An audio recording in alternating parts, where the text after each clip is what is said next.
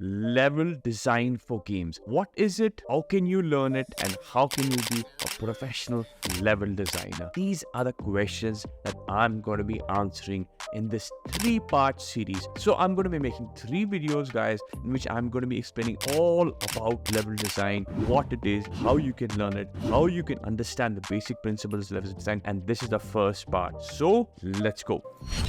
Let's talk about level design now. My start as a game designer was actually in level design. So in Vancouver Film School, where I studied game design, which is obviously in Vancouver, I actually designed my own game as part of the group project at the EFS. And for that, I was the game as well as environment designer. It was an amazing experience. And even after that, in many games, I've actually done level design. And it has been one of the most rewarding things of my career. So first thing I want to talk about, what exactly is level design? There is a lot of confusion about what level design means. Now, a lot of people, what they do is that they download Unity or they download Unreal and they take some asset packs and they learn Unreal and they actually put together a beautiful scene in Unreal or Unity, and then they do a walkthrough and then they take a screenshots and they say, I'm a level designer, this is a game level. And while that may technically be at some point a level, that is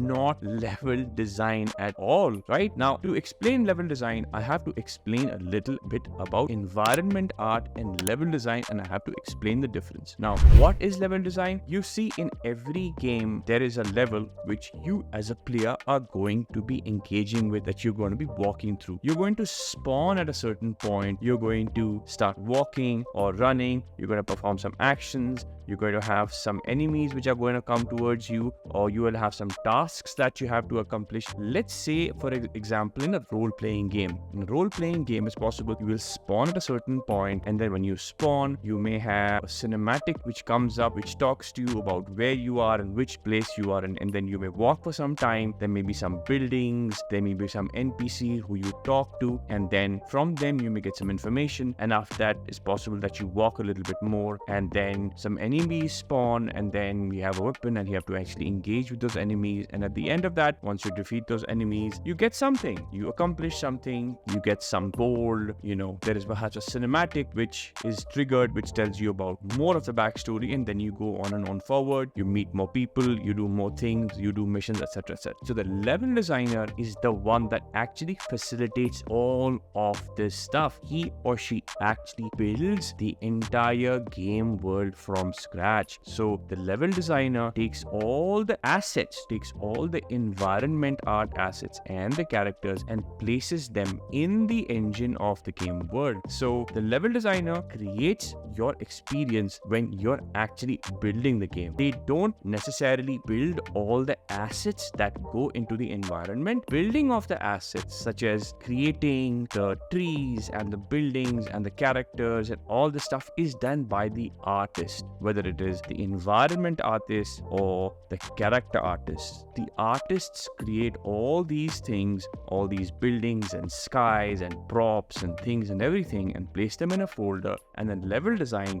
fires up the game engine such as Unity or Unreal and actually places all these elements in such a way that the player experience is created. That is level design. Now, there is actually a little bit of difference between level design and world design. Both these terms are kind of interchangeable. So when you're building an entire game world, you are building many different levels. It's possible that a game world may consist of one level, which is the first part, which is a few rooms in a building, and then after that, when the player completes that particular mission in that building, he goes out, and then he's out in the streets, and the streets are going to be a separate level. And then it's possible that in the game that the player may go to the airport, and then something may happen there, some combat may happen there, some interactions may happen there. So the airport would be a separate level, right? So imagine you have 20 or 30 or 40 levels like this, and the entire game world would be the game world, and then within this game world you have several different levels. Or even if you're playing a side-scrolling game or something, you may have a different level-based side-scrolling game. You may have some levels which are with different kind of environments, with different kind of background, with different kind of characters, with different kind of skills. So the term level designer and game world designer is actually interchangeable. When you say level design, you're actually creating different levels which is part of the game world. Now, what the game level designer does not necessarily know how to write code, right? A game designer can also be a level designer. So it's possible you may be hired as a game designer and you have sub role as a level designer where your job is to actually create the game world. So level design is actually a sub role of game design. The game designer does everything. The game design is a role that encompasses everything about game design, and level design is just one of the disciplines. Now, what tools does the level designer use? The level designer generally, at least I'm old school, I start creating my game levels by actually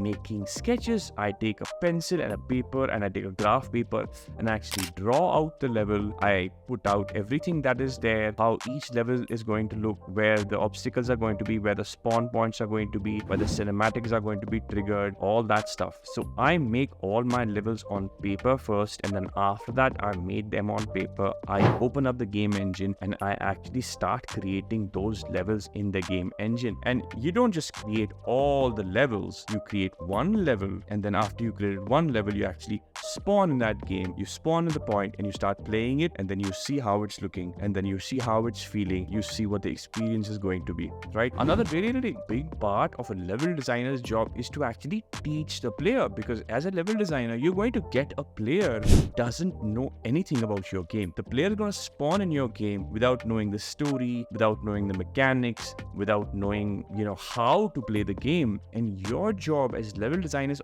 also to be a teacher. So you have to build tutorials for the player while building your game. You have to slowly teach the player about the story of the game, the mechanics of the game, how to fight, how to do combat, how to engage with people in such a way that the progression of the game is maintained, the difficulty of the game, the interest of the player in the game is maintained. And this is the primary job of the level designer. Level design is one of the most important jobs in game design, and it's really interesting. I love doing level design. I love building game worlds, but it's a lot of work. It's a lot of technical work, and it involves building something and then testing it and then seeing if it works and then going back into the engine and shifting it around and changing it around. And you also have to interact a lot with the artists who are going to be giving you the art that you have to put inside the level, and you have to also interact with the programmers who are actually going to build the functionality which you're going to be using in your level, right? So this fundamentally was what level design is. And in the next videos, I'm going to be talking about the more technical aspects of game design, principles of game design, and I'm going to be talking about how you can learn level design and become a game level designer. So let's go.